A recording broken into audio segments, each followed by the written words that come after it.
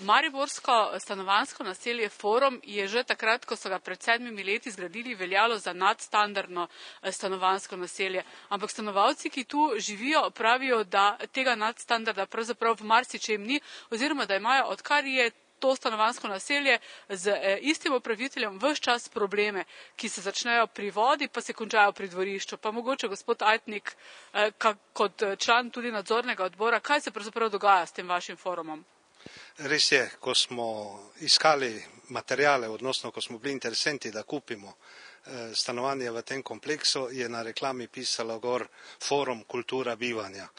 Obljubljali so nam nadstandardne rešitve in seveda, kdo ne bi bil zadovoljen, če bo prišel v urejeno okolje in prijetno stanovanje, vendar je bila situacija čisto drugačna. V trenutku, ko smo se vselili, so se začele pojavljati posamezne napake, ki so bile posledica ali slabega materijala, ki je bil izbran pri izgradnji, ali pa malomarno opravljenega dela.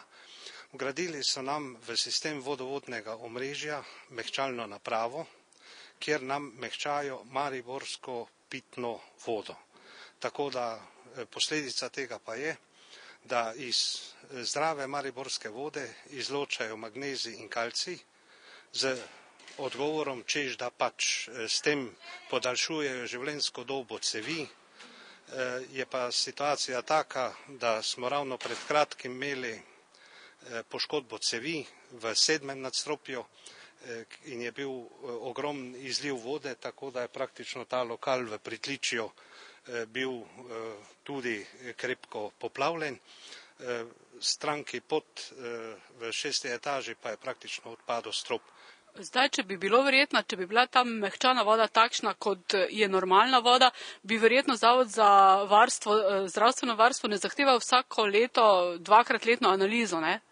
Ne samo, da bi zdravstveni zavod tega ne zahteval. Če bi bilo to tako zdravo in koristno za vodovodni sistem, verjemite, da bi to že na samem izviru delal mariborski vodovod, da bi s tem si pač potem zmanjšal stroške. Če je to res, samo moram povedati, v bloku, kjer sem prej živel, je bil zgrajen leta 1964 in so še danes prve cevi vgrajene za primarni dovod in tudi za razvod po stanovanju. Poleg tega pa pomeni to mehčanje vode v bistvu za vse stanovalce tudi dodatne stroške, ne?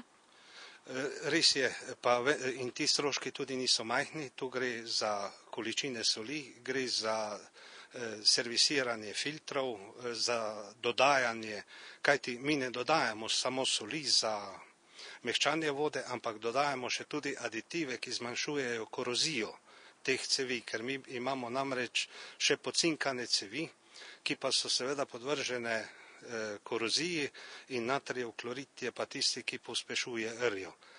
In ko te stvari gledamo, je letno stroškov nekje v razredu 7.000 evrov, kar pa v praksi pomeni, da bi lahko mi za ta denar vsako leto na enem vhodu obnovili zastarel pogon dvigala, ki ga imamo že od samega začetka, da bi ga zamenjali namesto tega mehanskega v frekvenčno krmiljeno izvedbo, ki je bistveno tišja in pri delovanju in manj podvržena okvaram.